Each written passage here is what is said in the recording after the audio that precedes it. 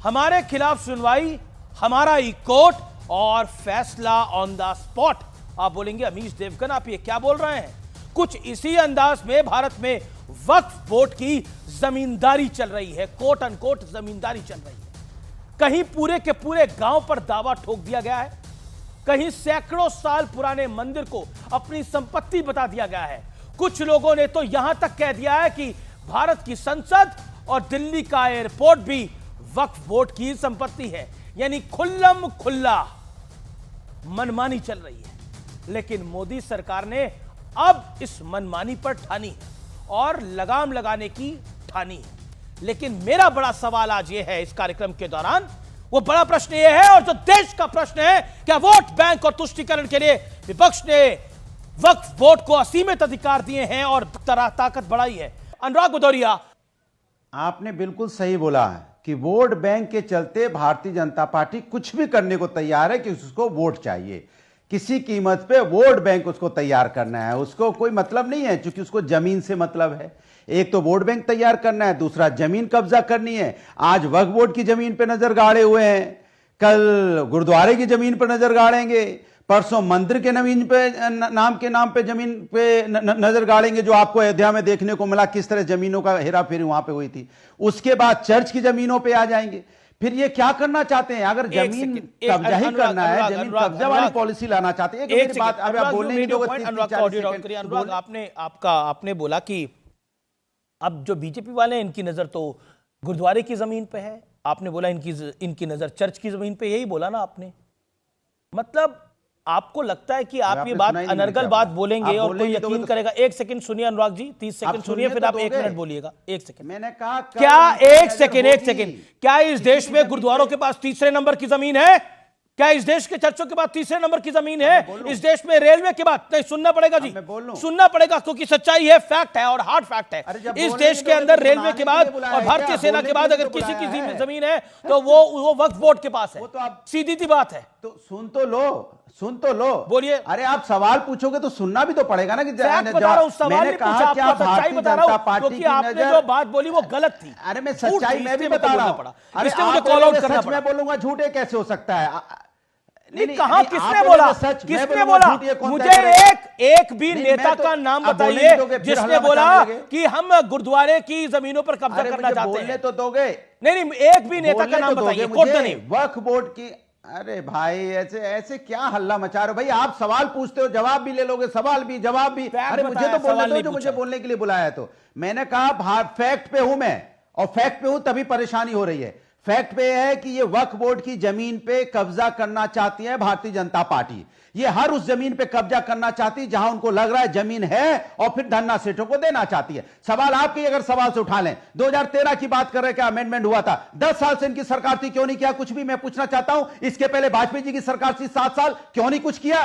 क्योंकि अभी धीरे धीरे वोट जैसी खसकता नजर आता है। 240 पे सिमट गए ना, अब उनको लगता है 240 में आ गए, अब आने वाले चुनाव में हम 40 पे आ जाएंगे लोकसभा में, इसलिए नया धर्म की राजनीति को बढ़ावा देना चाहते हैं, राजनीति को बढ़ावा देना चाहते हैं। आपकी जमीन खिसक रही है 240 के बाद, इसलिए आप ऐसा करना चाहते हैं। महाराष्ट्र में आपकी जमीन खिसकी, हरियाणा में आपकी जमीन खिसक गई, दिल्ली में तो बिल्कुल ही खिसक गई, इसलिए अजय आलोक आप ये कानून लेके आना चाहते हैं। विपक्ष की समझ ये कहती है।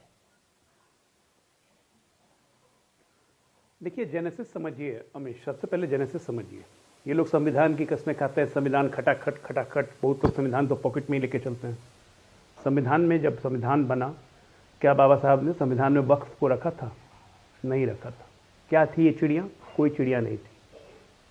मौलाना जवाहरलाल नेहरू को ये ख्याल आया कि तुष्टीकरण और मार्क्सिज्म का एक्सट्रीम स्टेप क्या होगा, तो ये वक्फ एक्ट इंट्रोड्यूस किया गया 1954 में। पंडित नेहरू, नहीं एक सेकंड, एक त्रुटि है, मैं माफ करिए रोक रहा हूं। आपने मौलाना नेहरू तुष्टीकरण है, ये तुष्टीकरण इसलिए मैंने मौलाना कहा, भाषा शैली भारतीय जनता मैंने मौलाना जानबूझ के बोला है, मैंने जानबूझ के मौलाना बोला, जैसे मुल्ला मुलायम कहते हैं, तो मैंने मौलाना नेहरू बोला है भाई, मैंने मौलाना नेहरू जानबूझ के बोला, क्योंकि लाने की जरूरत नहीं थी और ये जानबूझ के लेके आए, ये जानबूझ के लेके आए।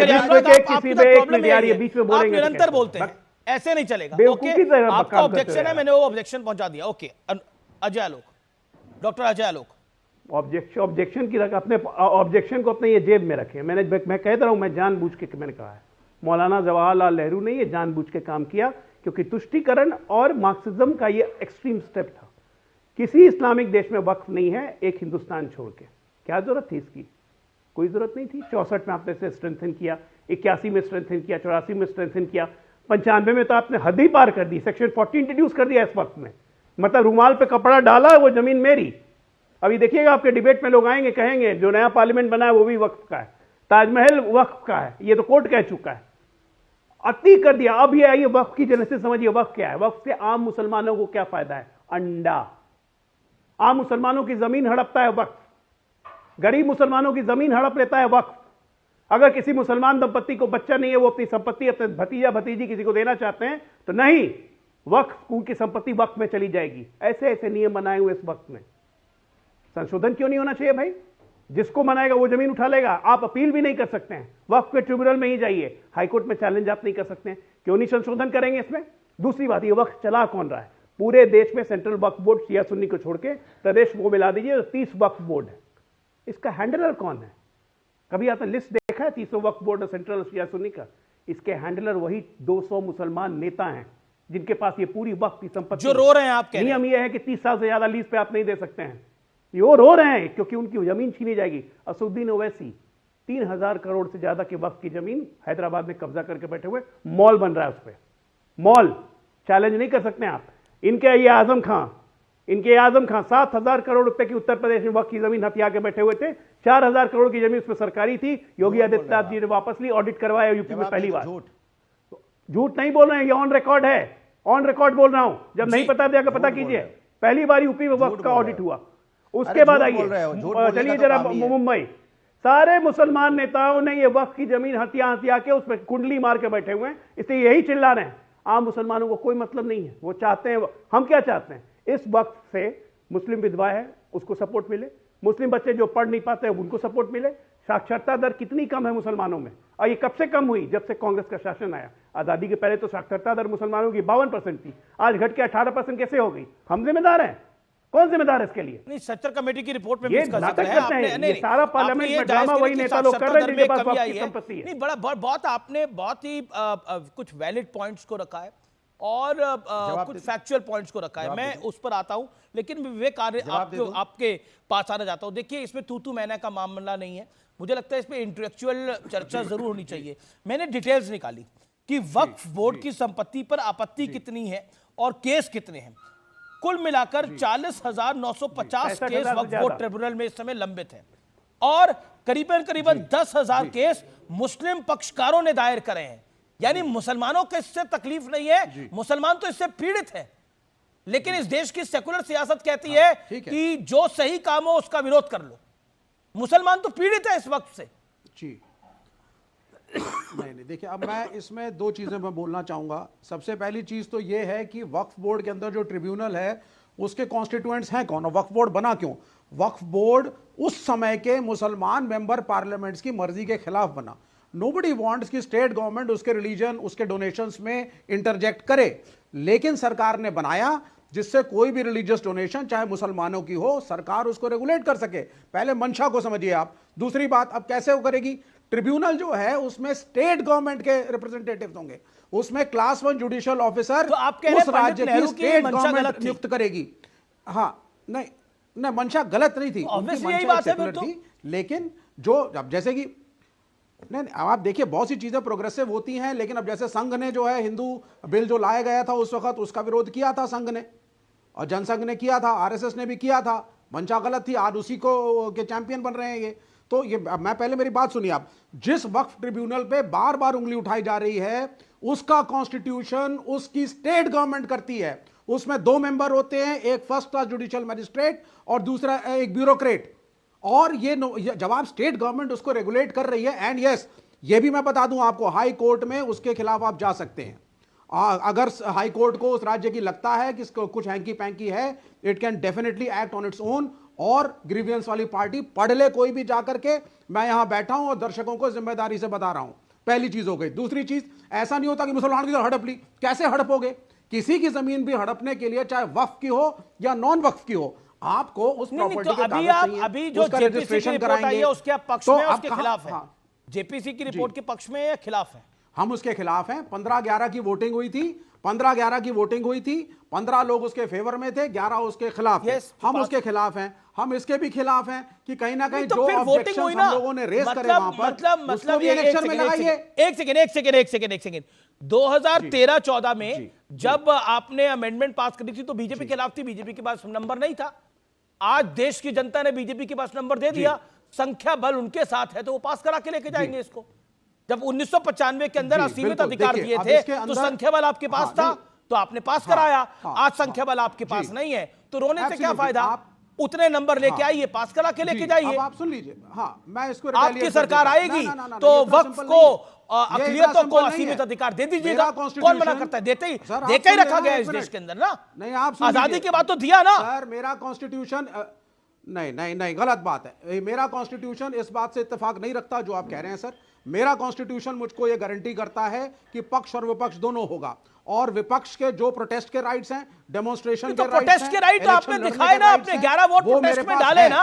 अब नंबर नहीं है, अगर नंबर नहीं है, अगर जेपीसी में आपकी मेजॉरिटी नहीं है तो कोई क्या कर सकता है? ज्वाइंट पार्लियामेंट्री कमेटी में आपकी मेजॉरिटी नहीं है तो क्या कर सकता है? अब दूसरा रीजन दे रहे हैं कि देखिए पहले तो 10-10 साल चलती थी जेपीसी, अब तो 3 महीने में काम खत्म हो गया। पहले तो 10-10 साल चलती थी जेपीसी, 5 साल तो चलती ही थी, अब 3 महीने में कैसे काम खत्म करके दे रहे हैं? यही कारण आप लोगों को नहीं दिया। डेमोक्रेसी का ये मतलब नहीं होता सर। सुन लीजिए, डेमोक्रेसी का ये आप लटकाना अटकाना चाहते हैं, भटकाना चाहते हैं सरकार। सर आप सुन तो लीजिए, आप सुने मेरी बात, तो कोई नहीं लटका रहा है। हमने फार्मर्स बिल, वो भी इन्होंने पास किया था, बुलडोज किया था, हमने प्रोटेस्ट करा, हमारी जीत हुई, कॉन्स्टिट्यूशन के हिसाब से प्रोटेस्ट करा, वापस लिया गया। अगर ये बिल, और मेरा कॉन्स्टिट्यूशन कहता है अगर कोई भी बिल पास हो गया है लेकिन वो इथॉस ऑफ कॉन्स्टिट्यूशन के खिलाफ है, प्रियम्बल के खिलाफ है, विपक्ष प्रोटेस्ट करेगा। अजय आलोक, मुस्लिम पर्सनल लॉ बोर्ड है क्या? मुस्लिम पर्सनल लॉ बोर्ड है क्या? क्या ये आम मुसलमानों को रिप्रेजेंट करता है? गरीब मुसलमानों को रिप्रेजेंट करता है? नहीं। ये फिर वही देश के चंद 200 मुसलमान नेताओं का जमूह है जो इस वक्त की वकालत कर रहा है, क्योंकि इस वक्त की जमीनों पर उनका कब्जा है। तो विवेक श्रीवास्तव तो मुसलमान भी नहीं है, लेकिन वो भी वकालत कर रहे हैं। 50-50। अरे ये गलत कह रहे हैं ना, इसलिए ये मिसलीड कर रहे हैं। जमीनें का है पता है आपको? इनका मकसद सिर्फ मुसलमानों को नीचा दिखाना है। पश्चिम बंगाल में, और इनके जितने मुसलमान नेता हैं, टीएमसी के मुसलमान नेता हैं, वो सब वक्त की जमीन पे कब्जा करके बैठे हुए हैं। अब एक मिनट देखिए अभी क्या क्या हुआ, संशोधन क्या क्या है और उसमें किसका विरोध है, जरा बताइए। पहले था, मैं एक एक करके पढ़ देता हूं आपके दर्शकों के लिए, किसी भी संपत्ति पे वक्फ कब्जा करके दावा कब्जा कर लेता था। अब वक्फ की संपत्ति का वेरिफिकेशन अनिवार्य होगा। अब में पहले संपत्तियों के विवाद का निर्धारण वक्फ ट्रिब्यूनल करता था, अब किसी भी विवाद की स्थिति में इसका निर्धारण कलेक्टर करेगा, ना कि वक्फ ट्रिब्यूनल। वक्फ ट्रिब्यूनल के फैसले को हाईकोर्ट या सुप्रीम कोर्ट में चुनौती नहीं दी जा सकती थी, अब बोर्ड के खिलाफ के फैसले के खिलाफ हाईकोर्ट में अपील की जा सकती है। केंद्रीय वक्फ बोर्ड में शामिल किए जाने वाले 3 सांसदों का मुस्लिम समुदाय से होना अनिवार्य था, अब ये अनिवार्यता खत्म। बोर्ड में गैर मुस्लिम और महिलाएं नहीं ली जाती थी, अब महिलाओं का रिप्रेजेंटेशन होगा, और अहमदिया भी होंगे, बोहरा भी होंगे, सबको ही होगा। वक्फ संपत्तियों के सर्वे के लिए सर्वे कमिश्नर की नियुक्तियों का प्रावधान था, अब कलेक्टर या डिप्टी कलेक्टर ही सर्वे करेगा। मुस्लिम समुदाय के सभी वर्गों के लिए एक ही वक्फ बोर्ड, अब अलग अलग वक्फ बोर्ड बनेंगे। अपील के लिए कुछ पावर और प्रावधानों के साथ वक्फ ट्रिब्यूनल की स्थापना की गई थी, अब ट्रिब्यूनल स्ट्रक्चर में सुधार किया गया है। गलत क्या है? इसमें जुडिशियल ऑफिसर बताइए कहां पर है? वक्फ को दान करेगा, जो कम से कम 5 साल में मुस्लिम धर्म का पालन कर रहा है वही वक्फ दान करेगा। Okay, Shoaib Jamai on screen. Okay, you made a point. Mohammad Faiz Khan, ये इनकी इतनी मुस्लिम धर्म को, मुस्लिम धर्म को आए हुए 1400 साल हुए, सब मानते हैं, सब मानते हैं 1400 साल। ओके, शोएब जमाई, आप एमआईएम के प्रवक्ता हैं, नेता हैं और उनके प्रदेश अध्यक्ष हैं दिल्ली के। मेरा आपसे स्पष्ट रूप से सवाल है कि क्या आपको लगता नहीं है कि वक्फ से तो खुद मुसलमान ही परेशान हैं? मेरे पास एक आंकड़ा है, उसमें करीब 10,000 केस ऐसे हैं जिसमें मुस्लिम पक्षकारों ने ही दायर किए गए हैं। क्या आपको लगता नहीं है कि इससे तुष्टीकरण भी नहीं होने वाला है, सिर्फ चंद नेताओं की दुकान चलेगी जमींदारी की?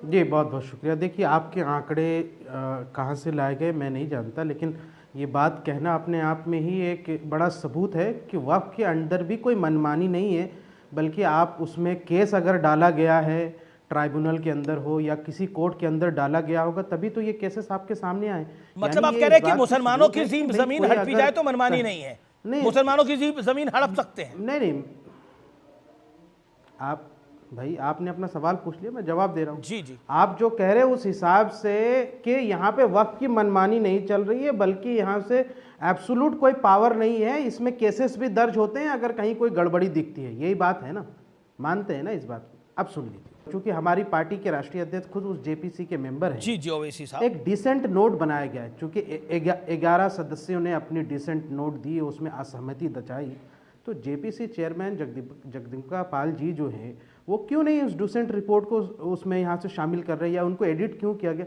जब ये मुस्लिम ऑर्गेनाइजेशन से और तमाम जो लखनऊ, कलकत्ता, दिल्ली, हैदराबाद और देश के बड़े बड़े शहरों में हर जगह जो यहाँ से मुस्लिम उलमाओं की राय ली गई है और उन चीज़ों को रिपोर्ट में शामिल किया गया, वही तो डिसेंट रिपोर्ट का हिस्सा था कि मुसलमान समाज क्या कह रहा है। आप उसको ही गायब कर दे रहे हैं, तो फिर वो जो जेपीसी की प्रक्रिया है लोकतांत्रिक तरीके से कि सबकी बात सुनी जाए, वो तो मोटिव खत्म। अरे भाई सुनिए ना, अरे भाई सुनिए ना, झूठ, अरे भाई बैठिए ना, आप जब बोल रहे थे मैं नहीं बोल रहा था। हैदराबाद में असदुद्दीन ओवैसी का वक्फ की जमीन पे मॉल बन रहा है या नहीं? अरे भाई बैठ जाइए ना, अरे भाई बैठ जाइए, बैठ जाइए ना भैया, यहाँ से कब देश बैठा नहीं रहेगा, कब बीजेपी में चले, आम मुसलमान बैठा नहीं रहेगा। अरे सुनिए ना, वक्फ पे कुंडली मार के आप लोग बैठे हुए हैं, आप लोग को भगाने का समय आ गया है।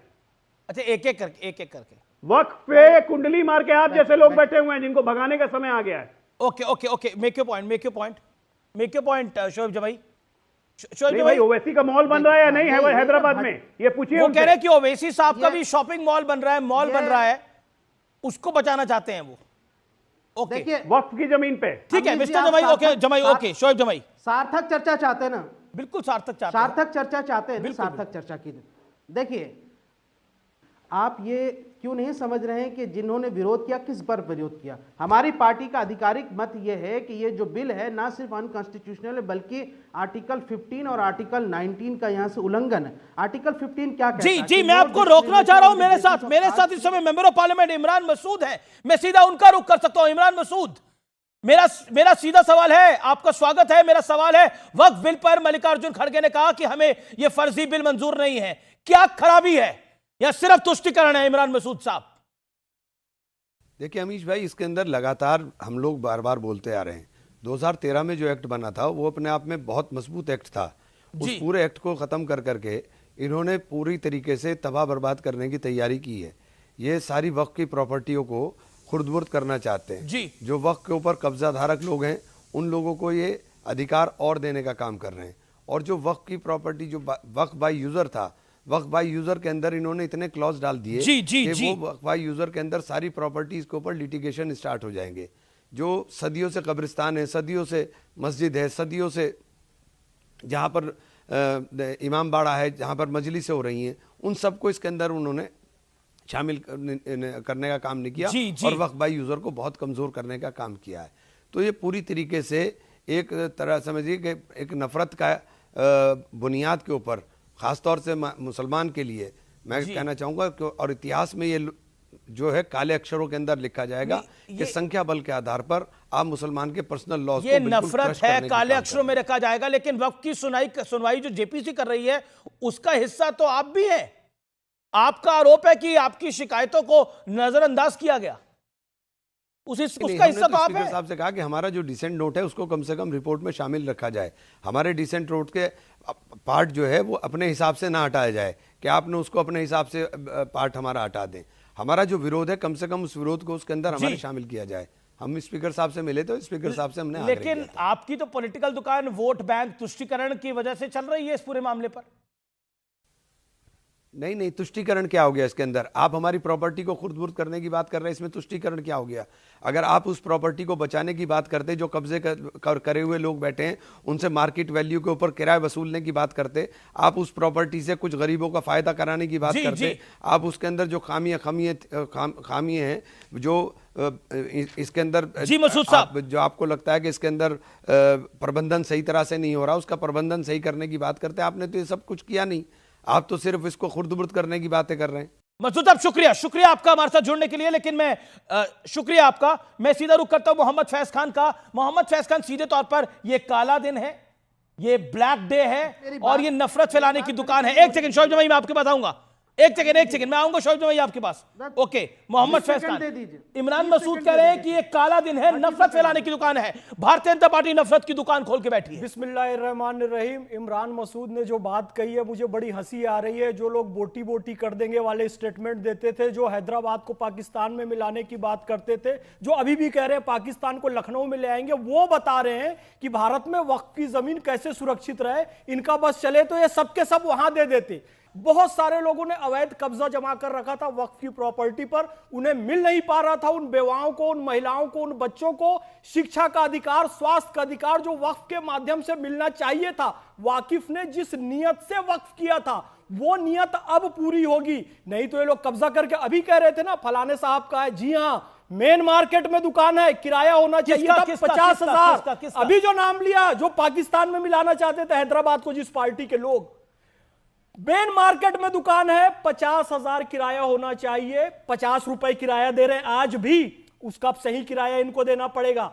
महिलाओं को अधिकार मिल रहा है, 2 महिला मुसलमानों के खिलाफ है, मुसलमानों के हित में है ये मुसलमानों के हित में है। ओके, मुसलमानों के हित में है ये। ओके शोएब जमाई, okay am Delhi chief, okay Shoaib जमाई ये कह रहे हैं मुसलमानों के हक में है, इमरान मसूद कह रहे हैं ये नफरत की दुकान है, ये काला अध्याय है। मेक योर पॉइंट शोएब जमाई। मोहम्मद फैज खान को आपका जवाब। बहुत सारे दिल्ली के बहुत सारे पॉश इलाके हैं, मैं नाम की पूरी लिस्ट गिना देता हूं। वो पॉश इलाकों में वक्फ बोर्ड की ज़मीन पर दुकानें बनी हुई हैं और उसमें ज़्यादातर दुकानें हिंदू भाई चला रहे हैं। जो 1973 में जो किराया देते थे आज भी वही किराया दे रहे हैं। अगर स्वागत करना है तो इस पर भी स्वागत कीजिए कि उन भाइयों को भी आज के मार्केट रेट के हिसाब से सभी के लिए है ना, सभी के लिए है बिल्कुल। और अगर आप इसके लिए राजी हैं तो बहुत अच्छी बात है। ठीक है ना, नहीं सुन लीजिए मेरे पॉइंट,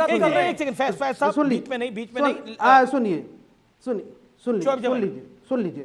दूसरी बात, ये जो बार बार जो सवाल हमने कहा कि आर्टिकल 15 एंड 29 का उल्लंघन है, ये तो बात सही है, लेकिन ये जो अनर्गल आरोप लगाते हैं, मैं पूछना चाहता हूं, आप बता दीजिए कौन सा केस है हैदराबाद के अंदर वक्फ के ऊपर जो जिसमें आप यहां से हमारे पार्टी के नेताओं का नाम ले रहे हैं या जिनका नाम दिखाइए, कौन सा केस, कौन सा FIR नंबर, कौन सा यहां से डिसेंट और कौन सा चीज है। मैं दावे के साथ आपको चैलेंज करता हूं, दिखाइए हाथों हाथ की यहां से कि कहां पर है वो रिपोर्ट। कांग्रेस की सरकार वहां, हमारी सरकार तो नहीं, इससे पहले भी सरकार किसी और की, कौन सी सरकार ने कौन सा जांच करवाया और किस बुनियाद पर आंकड़े देते हैं कि 3,000 एकड़ और 3,000 करोड़ की कौन सी सरकारों की रिपोर्ट है? ना एनडीए सरकार की रिपोर्ट, ना कांग्रेस की रिपोर्ट, ना किसी और की रिपोर्ट। कोई भी सरकारी आंकड़ा आप उठाकर दिखा दीजिए। बातें अनर्गल कामों से नहीं चलती। हम भी तो कह सकते हैं पटना में आपका जो यहां से हॉस्पिटल बना हुआ वो भी सरकारी जमीन के ऊपर बना हुआ, नीतीश कुमार के मेहरबानी से बना हुआ, लाएंगे आप उसका यहां से दोबारा आप करेंगे उसमें अजय लोग पता, मैं खुद अपने बिहार से हूं। अजय लोग, ओके अजय, ठीक है, you made your point. Ajay लोग, डॉक्टर अजय लोग, BJP national spokesperson, let me get him. Okay, उन्होंने आपको सुना, शोएब भाई, उन्होंने आपको सुना, आपने 2 मिनट बोला, आपको सुना, इत्मीनान रखिए अब आप भी जवाब सुनने के लिए। वक्फ भाई, इमरान मसूद अभी आपके चैनल पे बोल रहे थे हमारी जमीनें ले लेगा। ये समझिए कि वक्फ की जमीन इनकी जमीन कैसे हो गई, हमारी जमीन है। और ये जो अभी तक FIR की बात कर रहे हैं कि कौन सा FIR हुआ, कौन सा केस हुआ, यही तो दिक्कत है मेरे भाई, जिसको आप छुपाना चाह रहे हैं। वक्फ की जमीन लेके आप उसका इस्तेमाल कर रहे हैं, उसकी अपील भी, उसकी शिकायत भी वक्फ के ट्रिब्यूनल में ही की जा सकती है, बाहर नहीं की जा सकती है। वक्फ के जमीन पे कब्जा करके आपने मॉल बनवाया हुआ वहां पे, वो जमीनें वापस करनी होगी। असदुद्दीन ओवैसी का 3,000 करोड़ रुपए का वक्फ की जमीन कब्जा करके बैठे हुए हैं हैदराबाद में। अरे सच्चाई बोले, डर लगता है। का केस हो सकता है, एक मुसलमान नेता के, एक मुसलमान नेता के नाम पे वक्फ की जमीन निकल जाएगी। आजम खान का 8,000 करोड़, मैं तो बोल रहा हूँ। 10,000 बंगाल में टीएमसी के नेताओं का कम से कम 10,000 करोड़ की जमीन होगी। अरे क्यों बोल रहे हो? सच्चाई छुपने में डर लगता है क्या? अभी बताया उन्होंने, एक दुकान का किराया 50-50 हजार, पूरी की पूरी मार्केट चला रहे हैं। क्या बात कर रहे हैं आप? शर्म नहीं आती आप लोग? आम मुसलमानों को वक्फ से क्या मतलब है? सारे जमीनों पे कुंडली मार के आप बैठे हुए हो। अजय आलोक कागज दिखाइए, कागज फायदा लेने दिया ना आप बच्चों को फायदा लेने दिया। फायदा लेने के नाम पे कागज नहीं दिखाएंगे, आज कह रहे कागज दिखाओ। कल तक तो आप नारे लगा रहे थे कागज नहीं दिखाएंगे, यहीं बस जाएंगे। आज कह रहे कागज दिखाओ, कागज दिखाओ, यहीं रह जाओ और उस पे आप धंधा कर रहे हैं। जो आरोप अजय लोग कह रहे हैं कि कागज दिखाओ, जमीन मानहानि का केस होगा कर रहे हैं। ओके, वक्त की जमीन पर ये नेता लोग अपना धंधा कर रहे हैं, अजय लोग कह रहे हैं मानहानि का केस करेंगे। ओके, मानहानि का केस बिल्कुल स्वतंत्र है, सरकार के कब्जे में आएगी तो वो जमीनें छीन जाएंगी। दिक्कत यही है। ओके, दिक्कत यही है और कुछ नहीं। शोएब जमाई, मेरा सीधा पॉइंट आपसे ये है इसके ऊपर अगर ये जी नहीं देखिए, मेरा पॉइंट ये है, देखिए ये एक किसी इंडिविजुअल नेता की बात नहीं है कि उसकी जमीन है कि नहीं है, उस इंडिविजुअल नेता की बात नहीं है। मेरा प्रश्न ये है तो फिर यहाँ से मुसलमान भी पीड़ित है ना, एक सेकंड, मुसलमान भी पीड़ित है ना। मैं एक आंकड़ा बार बार आप लोगों को दे रहा हूं, उस आंकड़े के ऊपर डब्बा गोल कर देते, आप कहते हैं पता नहीं कहां से लेके आए आंकड़ा। एक सेकंड, आप बार बार एक ही आंकड़े की बात कर रहे हैं। मैं कह रहा हूं कि 10,000 मुस्लिम पक्षकारों ने भी दायर की है याचिकाएं। अब बताइए क्या कहेंगे? और मतलब आपके नेता कह रहे हैं कि कब्रिस्तानों को छीनना चाहते हैं, ये मुसलमानों को बर्बाद करना चाहते हैं। तो 10 नहीं, ये कैसे कि कब्रिस्तान थोड़ी छीने जा रहे हैं कोई, ये झूठ है, अनर्गल है। अरे 10,000 केस दायर हो, कौन सा कब्रिस्तान छीना जा रहा है बताइए ना। नहीं हो सकता है, कहां है? दिखाइए ना सबूत आपकी यहाँ से कि एमआईएम के लोगों ने वक्त को यहाँ से हड़पा, वरना मानहानि का मुकदमा करेंगे हम। वहां मानहानि का मुकदमा करेंगे हम यहाँ से दिल्ली में बैठ करके, सुप्रीम कोर्ट के अंदर भी और हाई कोर्ट के अंदर भी। ये अनर्गल आरोप लगाना बंद कर दीजिए। दिल्ली एमआईएम के लीगल सेल आपको चेतावनी दे रही है। ये मुसलमानों को बहकाने और भड़काने का काम बंद कर दीजिए, आप समझ गए। राष्ट्रीय चैनल पर आप कुछ नहीं बोल सकते जबरन, या तो सबूत दिखाइए या कोई रिपोर्ट दिखाइए, या तो फालतू की नहीं कीजिए। 40 आसफ जाही मस्जिद हैदराबाद की पत्रकार अब्दुल बहमान जाकर हैदराबाद में देखिए, पूरा रिकॉर्ड है। ये आज कह रहे हैं कि हैदराबाद की जो 4 मीनार वाली मस्जिद है जी, वो हमें दे दो। 40 आसफ जाही मस्जिदें आज तक क्यों नहीं खुलवाई गई? उस पर कब्जा करके क्यों बैठे हैं पत्रकार? बहमान के पास आप जाइए, उनके पास सारा रिकॉर्ड है, मैं रिकॉर्ड दे दूंगा। और आप एफआईआर कराने की बात करते हैं, पहले सुधार का काम कीजिए। मुताहनी का आप लोग कितना कराते हैं, सऊदी के शेख आते हैं तो उसका रिकॉर्ड निकालिए। उसका रिकॉर्ड नहीं दिखाएंगे, हमारे पार्टी के ऊपर जो आरोप लगाते हैं, मुसलमानों की जमीन जब छोड़ने की बात हो रही है, जो मेरी पार्टी के ऊपर आरोप लगाते हैं उसका सबूत दिखाइए आप। स्कूल बने, कॉलेज बने, हॉस्पिटल बने, तो आप एफआईआर दर्ज कराने। जो हमारी पार्टी के ऊपर आरोप लगाए उसका सबूत दिखाइए। हमारी पार्टी ने कॉलेज बनाए, हमारी पार्टी ने अस्पताल बनाए, हमारी पार्टी ने यहाँ से गरीब बच्चों को पढ़ाया। आपने क्या किया बताइए? मुसलमान शिक्षा में सबसे पीछे सच्चर कमेटी की रिपोर्ट आज ये कह रही है। पार्टी के लोग गरीब बच्चों को पढ़ाते हैं। लेकिन खान साहब, Mohammad Faiz Khan, with all due respect to you sir, okay Shoaib भाई, सीज फायर। वक्त है एक ब्रेक का।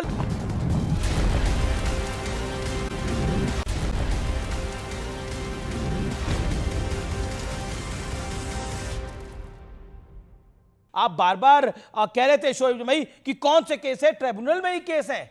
10,000 जो मुस्लिम पक्षकारों ने दायर करी हैं केसेस, वो ट्रिब्यूनल में ही केस है। मेरा हम्बल पॉइंट आपसे यही है, आप इत्मीनान से अपने रूह अफ़ज़ा पी के अपने दिमाग को ठंडा करके एक सवाल को समझिए, और वो सवाल ये है, पानी पीजिए आप, वो सवाल ये है कि मुसलमान भी उतना ही पीड़ित है। और अभी आप खुद बोल रहे थे, अब देखिए इसमें हिंदू को भी 50 रुपए का जो पहले किराया देता था उसको भी 50,000 देना पड़ेगा। बिल्कुल, हिंदू मुसलमान सिख ईसाई सबको देना पड़ेगा जिसने ले रखा है।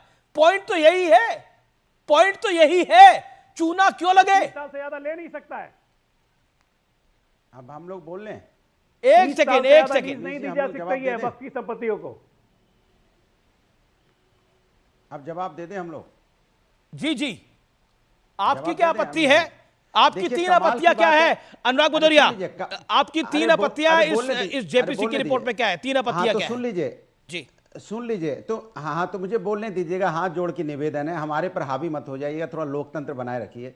सवाल यह है कि देखिए, भारतीय जनता पार्टी को जैसी लगता है कि वो कमजोर हो रही है तो उसके झोले में वो अपना झोला रखती है। झोले में सीए है, एनआरसी है, वक्फ बोर्ड है, और भी कुछ रखती है। जैसी लगता है वो कमजोर हो रही है, उड़ेल देती है, और सब उस पर तो देखो सी आ गया, एनआरसी आ गया, वक्फ बोर्ड आ गया,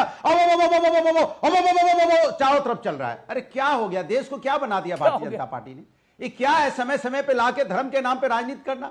धर्म के नाम पे लाके ये शतरंज की तरह ये गोटियां लाके बिछे देते हैं, उसके बाद आओ सब लड़ो, काव काव काव काव काव काव काव लड़ते रहो, और लड़ने के जो असली मुद्दे वो मुद्दे गौड़ हो जा रहे हैं। आपने कहा मुस्लिम अशिक्षित रह गया, आप बताइए मध्य प्रदेश में कितनी यहाँ कम से कम 20 साल हो गए भारतीय जनता पार्टी की सरकार है, क्या वहां पे शिक्षित हो गया?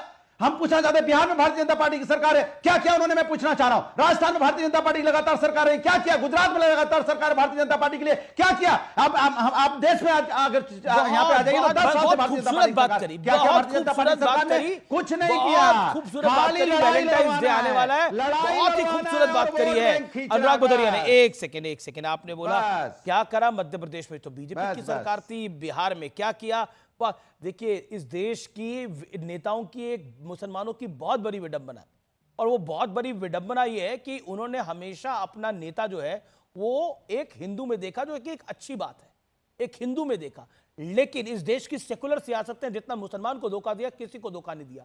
आज मैं उनके हक की बात कर रहा हूं, आप मुझे बताइए, उनको आपने कभी सीए में उलझा के रखा, कभी बाबरी मस्जिद में उलझा के रखा 1992 के अंदर? क्या मतलब था इस देश के मुसलमान का बाबरी मस्जिद के साथ? आप लोगों ने उलझा के रखा। इस देश की सेकुलर सियासत का नंगा नाच था ये 1992 के अंदर, जब मुसलमान लड़कों को पढ़ने के लिए बोलना चाहिए था, आपने बाबरी मस्जिद में उलझा के रखा। उससे पहले शाहबानों में उलझा के रखा, उसके बाद सुनना पड़ेगा, उसके बाद आरएसएस और बीजेपी के विरोध में उलझा के रखा, और उसके बाद सीए और एनआरसी में उलझा के रखा, उसके बाद रोहिंग्या में उलझा के रखा। अरे कम से कम इस देश के सेकुलर सियासत के सूरमाओं समझ तो लेते कि उनका भला कहां है, उनके बच्चों का भला कहां है। मैं मानता हूं कि इस देश में मुसलमान बेचारे बन के रह गए क्योंकि इस देश की सेकुलर सियासत ने उनको पॉलिटिकल टूल बनाकर इस्तेमाल किया है, उनका लाभ नहीं उनकी हानि करी है।